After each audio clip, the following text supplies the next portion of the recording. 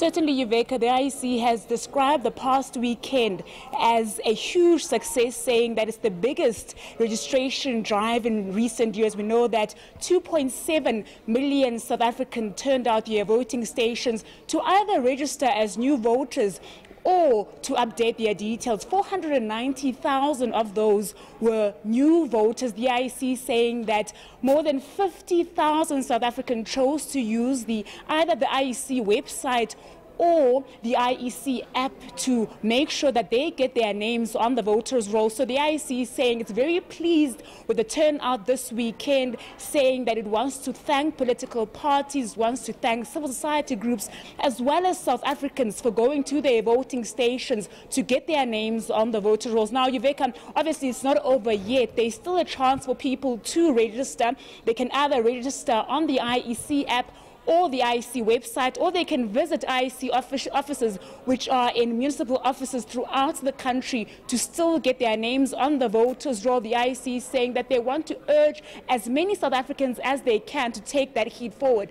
We know that up to date, 26 million South Africans are on the voters' roll. That's 65% of eligible voters throughout the country. So the IEC is saying it's very pleased with the turnout of the events this past weekend.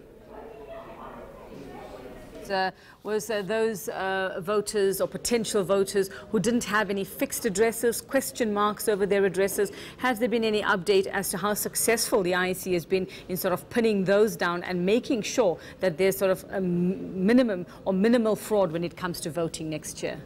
Well, Yuveka, the IEC is saying that it's struggling a lot in Gauteng because the population is so large to get people to update their details. We know that Gauteng came second in the number of voter registration turnouts over the past weekend, but it still remains the lowest in terms of people going forward to update their details. It still remains the lowest in terms of the overall registrations throughout the country. The IEC is saying it's because of the density of the population, and also people come into this province regularly in and out for businesses or to get jobs. So it's saying that this is the province that is hardest to control in terms of making sure that people are registered. But other provinces seem to be doing fine. We know that KZN over the past weekend recorded the highest number of people that turned out to their voting stations, and the Eastern Cape rather came third, with Gauteng coming in as second. But the IEC saying that it can only rely on the voters themselves to go forward. We know people can still go to IEC offices,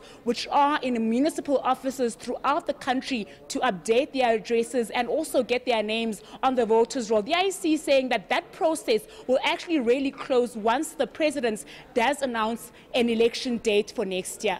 All right, and apart from having to sort of either send your ID number via SMS and getting those details and going to the centres, like you say, has the IEC indicated whether there will be any more drives between now and that announcement?